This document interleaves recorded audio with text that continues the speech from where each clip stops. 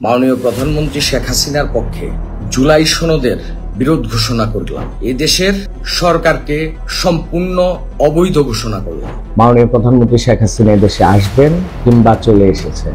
জয় বাংলা, জয় বঙ্গবন্ধু। শেখ হাসিনা পালায়নি।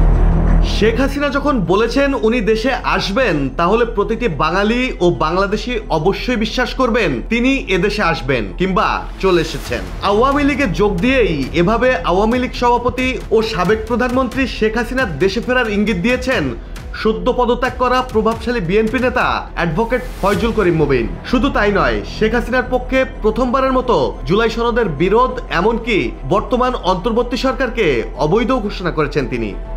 বর্তমান সাংবিধানিক সরকার মাননীয় প্রধানমন্ত্রী শেখ হাসিনার পক্ষে এদেশের সরকারকে সম্পূর্ণ অবৈধ ঘোষণা করলাম। শেখ হাসিনাকে এখনো বাংলাদেশের বৈধ